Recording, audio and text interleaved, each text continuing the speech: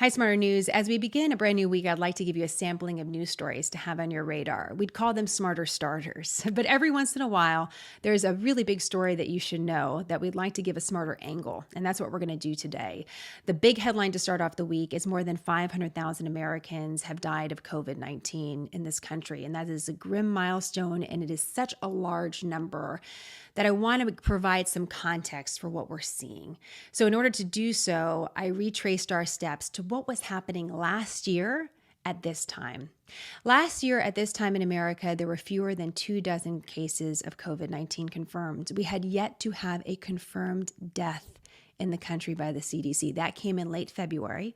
On February 29th, a man in his 50s in Washington state was the first confirmed death of COVID-19 by the CDC.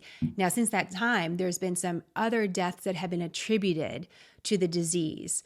But last year, this is the scenario we were living under. We had yet to see the explosive outbreaks in Europe. So there was a big question about what the future would actually look like. And since no one had a crystal ball, and this was a brand new virus that we had never seen before, there was a lot of questions about how to try to prepare for the future. So what do? We use data modeling, and you probably saw a lot of this about what we can anticipate in the months ahead. And some of those data models showed hundreds of thousands of people dying, but it was difficult to even imagine that to be real. And admittedly, the timelines on the data were moving all the time. Now we can look back and say some of those data models were actually showing us what happened in the United States. And so today, what I want to do is show you one of the data models that continues to be used and what it's showing for the months ahead. This is one of the most referenced models when it comes to COVID-19 in the United States. It's a research team that is attached to the University of Washington, and they walk you through all sorts of projections. So in this particular timeline, you're looking at COVID-19 deaths in the country. We're looking at it back in August and to see what happens through June of this year. So we're right here with 500,000 deaths, and you can see that we continue to have more deaths till June, upwards of 600,000 deaths. The model also does several different things. You can go down here and you can see daily deaths in America. You can see that it spiked here at the beginning of January, and now that we're seeing a trend that is lower. You can also go down to this particular graph, which is also very useful. This shows us daily infections and testing. And again, you see a spike in daily infections and testing here at the beginning of the year.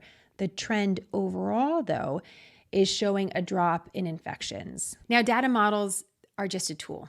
They're just a tool to try to help us understand what could happen in the future, but they are certainly not a predictor of that. And we've seen that in the past as well. So we have to put them in the right place, but I also want you to have access to them because this is what some of the top researchers and policymakers in America are looking at.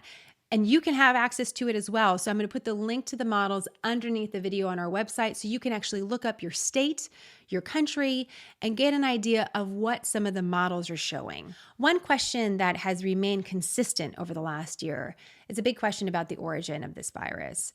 And something happened this weekend I just want to flag for you. So there was a news show on CBS on Sunday, and they had a series of different guests.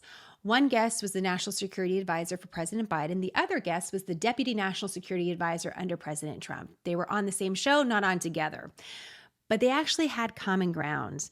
And during this hyper-partisan time, I just want to point out when we start to see different threads come together. Both of these gentlemen said there was plenty of reason to ask more questions of China about the origin of this virus. The former Deputy National Security Advisor for President Trump went so far to say that there were reports that the Chinese military was doing animal experiments over the last several years at the Wuhan laboratory that's been in question over the last year about this virus. He also went on to say there were some reports of researchers at that lab having a flu-like illness in the fall of 2019. He did not confirm that the Chinese government was responsible for COVID-19, but he did say there were plenty of reasons to ask questions, and this was echoed in a different way by the Biden administration as well. Why do we care about this? Why does that even matter? We want to protect our families. We'd like to prevent a future pandemic. It may not be possible. We do know that viruses can emerge from nature, but there's some missing pieces to this puzzle that we need to put together in order to put together a plan for the future. And so that's what I'm paying close attention to. When you have a lot of different people start saying something similar, it raises a red flag that we have to go a little bit deeper. At the end of the day, we want to take care of each other. We want to prevent future heartbreak. And if you're one of the 500,000 American families who have been so personally impacted by this virus, I just want to let you know you're more than just a number. You're more than just a headline to us at Smarter News and to our entire community. We're thinking about you today. You are the inspiration for us to continue to ask these questions. We'll have some fresh reporting on COVID-19 and the state of the pandemic in America a little later this week. In the meantime, questions and comments, let me know. And as always, more on smarternews.com.